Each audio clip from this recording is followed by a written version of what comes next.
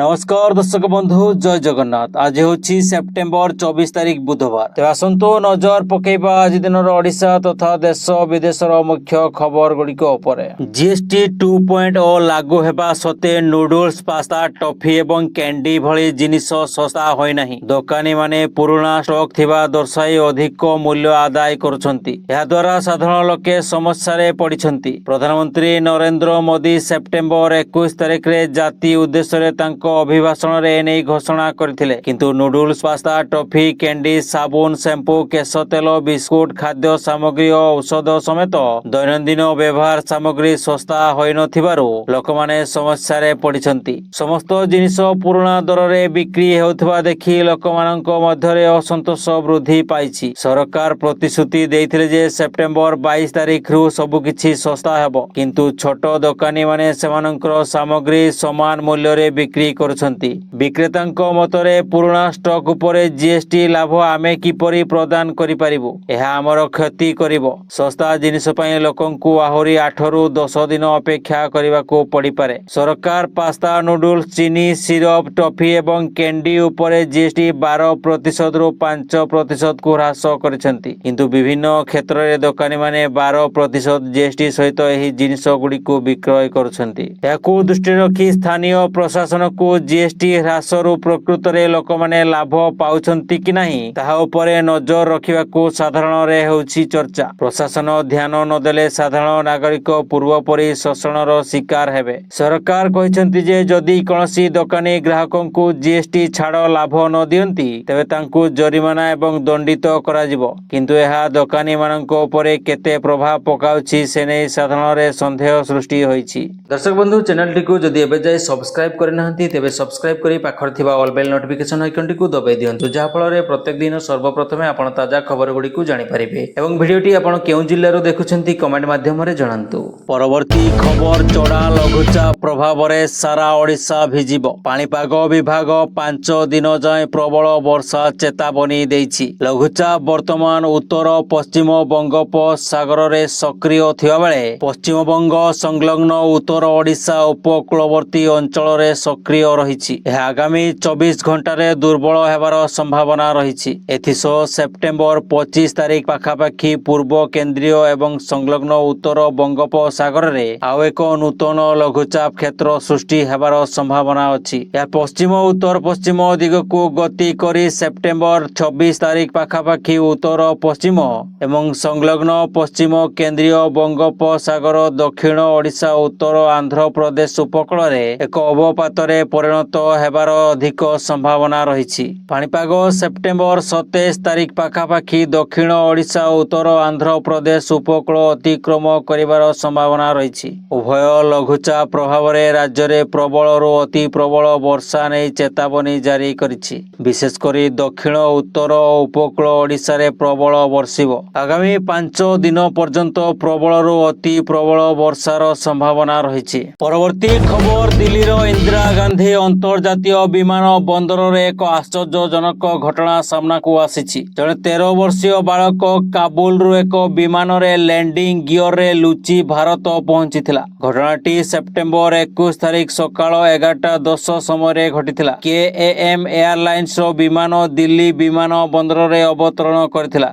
विमान सुरक्षा कर्मचारी माने पिलाटी को विमान निकट रे बुलुथिबार लक्ष्य करथिले। पचरा उचरा करिबा परे सेमाने जानिबा को पाइले जे पिलाटी अफगानिस्तान रो कुंदुजरु आसीथिला एवं से लैंडिंग गियर रे लुचि बिना टिकेट रे आसीथिला। तदंत समय रे एयरलाइंस रो सुरक्षा एवं इंजीनियर को दल लैंडिंग गियर पाखरे एक छोट लाल स्पीकर मध्य पाइथिले। ए आश्चर्यजनक घटना परे पिलाटी को तुरंत पचरा उचरा पई संपृक्त एजेंसी गुडी को अणा जाइथिला। विमान चालना विशेषज्ञ कैप्टेन मोहन रंगनाथ कहंती जे उड़ाण परे जेतेबेले चक गुडी को पछकू हटि जाए सेही स्थानटी संपूर्ण भाव में बंद हो जाए। यह संभव जे जड़े यात्री भितरे एक कणरे फसी किछि समय पाए बंची रही पारंती, किंतु 30,000 फुट उच्चतार निश्वास नेबा एवं बंचिबा प्राय असंभव। तेबे एही 13 वर्षर पिलाटी किपरि चकरे बसी यात्रा कला आ सुरक्षित पहुंचिला ताहा एबे समस्तंकु आश्चर्य करिछि। परवर्ती खबर केन्द्रापड़ा जिला महाकालपड़ा तहसीलदार शिव मल्लिक 20,000 टंका लांच नेउथुवा ବେଳେ ମାଡ଼ି ବସିଲା ଭିଜିଲାନ୍ସ ଟିମ୍। ଜମି କିସମ ପରିବର୍ତ୍ତନ, ଦଖଲ ଖାରଜ, ଉଚ୍ଛେଦ କେସ୍କୁ ନେଇ ଲାଞ୍ଚ ନେଉଥିବା ବେଳେ ରେଡ୍ ହ୍ୟାଣ୍ଡରେ ଧରା ପଡ଼ିଛନ୍ତି। ମିଳିଥିବା ସୂଚନା ମୁତାବକ ଉକ୍ତ ଅଞ୍ଚଳର ଗଜାବନ୍ଧ ଗାଁର ସୁଦର୍ଶନ ସ୍ୱାଇଁଙ୍କଠାରୁ ଜମି ଦାଖଲ ଖାରଜ, ଉଚ୍ଛେଦ ଏବଂ କିସମ ପରିବର୍ତ୍ତନ ପାଇଁ 20,000 ଟଙ୍କା ମାଗିଥିଲେ। ଦାବି ମୁତାବକ ଅନ୍ତର୍ଯାମୀ ମଙ୍ଗଳବାର ଅପରାହ୍ନରେ ତହସିଲ ଅଫିସ ପଛପାଖ ସରକାରୀ ବାସଗୃହକୁ ଟଙ୍କା ଦେବାକୁ ଯାଇଥିଲେ। ପୂର୍ବ ଯୋଜନା ମୁତାବକ ଆଗରୁ ଛକି ରହିଥିବା ଭିଜିଲାନ୍ସ ଟିମ୍ ତାଙ୍କୁ ସେଠାରୁ କାବୁ କରିଥିଲେ। ତହସିଲଦାର ଶିବ ମଲ୍ଲିକଙ୍କୁ ଭିଜିଲାନ୍ସ ଟିମ୍ ଉଠାଇ ନେଇଛନ୍ତି। ପରେ ତହସିଲଦାରଙ୍କ ନିଜ ପୈତୃକ ଘରେ ଚଢ଼ାଉ ଜାରି ରହିଛି ବୋଲି କୁହାଯାଇଛି।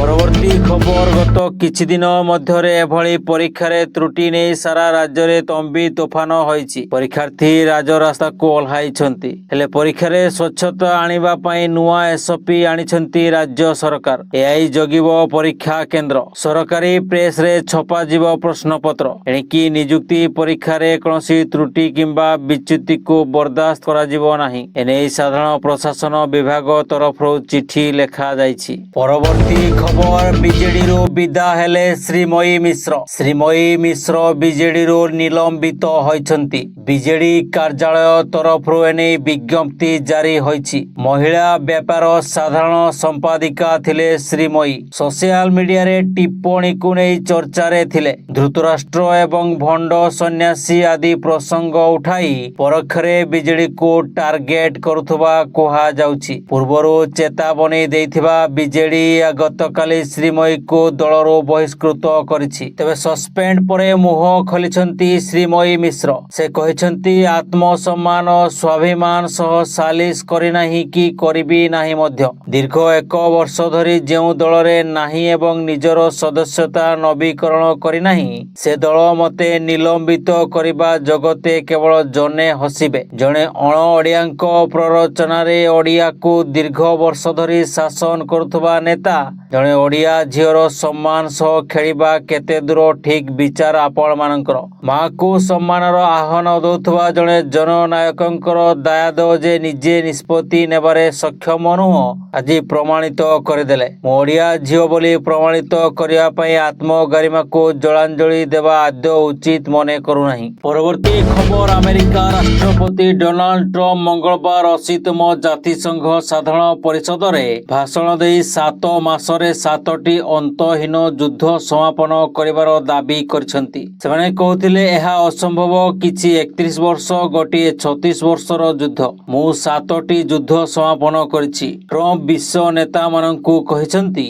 Cambodia, Thailand, Serbia, Congo, Rwanda, Pakistan, Bharat, Israel, Iran, Egypt, Ethiopia ଓ ଆର୍ମେନିଆ, ଆଜରବେଇଜାନ ଭଳି ସଂଘର୍ଷରେ ତାଙ୍କ ଭୂମିକାର ଉଲ୍ଲେଖ କରିଛନ୍ତି। ଏହାସହ ମେ 2025ରେ ଭାରତ ପାକିସ୍ତାନ ଯୁଦ୍ଧ ବିରତି ତାଙ୍କ ସହ ମଧ୍ୟସ୍ଥିର ଦାବି ପୁନରାବୃତ୍ତି କରିଛନ୍ତି, ଯାହାକୁ ଭାରତ ଖାରଜ କରିଛି। ତେବେ ଏହି ଘଟଣାକୁ ନେଇ ଭାରତ କହିଛି, ପାକିସ୍ତାନ ସହ ଯୁଦ୍ଧ ବିରତି ସେନା ମୁଖ୍ୟଙ୍କ ଆଲୋଚନାରୁ ହୋଇଛି। କୌଣସି ବାହ୍ୟ ସହଯୋଗ ନାହିଁ। ଚଳିତ ମାସରେ ପାକିସ୍ତାନ ବୈଦେଶିକ ମନ୍ତ୍ରୀ ଇସାକ୍ ଦାର ଆଲ ଜଜିରାକୁ କହିଛନ୍ତି, ଭାରତ ତୃତୀୟ ପକ୍ଷର ସହମଧ୍ୟତା ସ୍ୱୀକାର କରିନାହାନ୍ତି। ପରବର୍ତ୍ତୀ ଖବର, 22 ସେପ୍ଟେମ୍ବର 2025ରେ ଭାରତରେ କାର୍ଯ୍ୟକାରୀ ହୋଇଥିବା ନୂତନ GST 2.0 କାର ବଜାର ପାଇଁ ଏକ ଉପହାରଠୁ କମ୍ ନୁହେଁ। ଛୋଟ କାର ଉପରେ GST 28ରୁ 18%କୁ ହ୍ରାସ କରାଯାଇଛି, ଯାହା ଗ୍ରାହକଙ୍କ ମଧ୍ୟରେ ଉତ୍ସାହ ସୃଷ୍ଟି କରିଛି। ନବରାତ୍ରି ଏବଂ ପର୍ବପର୍ବାଣୀ ଆରମ୍ଭ ହେବା ସହିତ କମ୍ପାନୀଗୁଡ଼ିକ ରେକର୍ଡ ବୁକିଂ ଏବଂ ବିକ୍ରୟ ଦେଖୁଛନ୍ତି। ଦେଶର ସର୍ବବୃହତ car company Maruti Suzuki IndiGo କେବଳ ସେପ୍ଟେମ୍ବର 22ରେ 80,000ରୁ ଅଧିକ ଗ୍ରାହକଙ୍କ ଇନକ୍ୱାରି ପାଇଥିଲା ଏବଂ 25,000ରୁ ଅଧିକ କାର ବିତରଣ କରିଥିଲା। ଆଗାମୀ ଦିନରେ ଏହି ସଂଖ୍ୟା 30,000ରେ ପହଞ୍ଚିବ ବୋଲି ଆଶା କରାଯାଉଛି। ମାରୁତିର ମାର୍କେଟିଂ ଏବଂ ବିକ୍ରୟ ପାଇଁ ବରିଷ୍ଠ କାର୍ଯ୍ୟନିର୍ବାହୀ ଅଧିକାରୀ ପାର୍ଥ ବାନାର୍ଜୀ କହିଛନ୍ତି ଯେ, ଛୋଟ କାରଗୁଡ଼ିକ ସର୍ବାଧିକ ଚାହିଦା ଦେଖୁଛି। ବୁକିଂ ପ୍ରାୟ 50%କୁ ବୃଦ୍ଧି ପାଇଛି। ପରବର୍ତ୍ତୀ ଖବର, ମରାଠୀ, ଗୁଜରାଟ ଗୁଜରାଟି ଏବଂ ଦକ୍ଷିଣ ଇଣ୍ଡଷ୍ଟ୍ରିର ଫିଲ୍ମକୁ ନେଇ ରିମେକ୍ କରିବା ପରେ ଏବେ ଓଡ଼ିଶା ମୁହାଁ ବଲିଉଡ୍ ଫିଲ୍ମ ନିର୍ମାତା କରଣ ଜହର କିଛି ମାସ ତଳେ ରିଲିଜ ହୋଇଥିବା ସୁପରଷ୍ଟାର ବାବୁସାନ ମହାନ୍ତିଙ୍କ ବ୍ଲକବଷ୍ଟର ଫିଲ୍ମ ବୋଉ ବୁଟୁ ଭୂତ ବକ୍ସ ଅଫିସରେ ଅନେକ ରେକର୍ଡ ଭାଙ୍ଗିଥିଲା। ଫିଲ୍ମଟି ଆୟରେ ଅନେକ ବଲିଉଡ୍ ଫିଲ୍ମକୁ ମଧ୍ୟ ପଛରେ ପକାଇ ଦେଇଥିଲା। ଏବେ ଏହାର ଲୋକପ୍ରିୟତାକୁ ଦେଖି ଫିଲ୍ମର ରିମେକ୍ ପାଇଁ ଇଚ୍ଛା ପ୍ରକାଶ କରିଛି ଧର୍ମା ପ୍ରଡକ୍ସନ। ଧର୍ମା ବଲିଉଡର ବଡ଼ ପ୍ରଡକ୍ସନ କମ୍ପାନୀ ମଧ୍ୟରୁ ଗୋଟାଏ। କୁହାଯାଉଛି ଯେ ଧର୍ମା ପ୍ରଡକ୍ସନ ଫିଲ୍ମର ରିମେକ୍ ରାଇଟ୍ସ କିଣିବାକୁ ପ୍ରକ୍ରିୟା ଆରମ୍ଭ କରିଛି।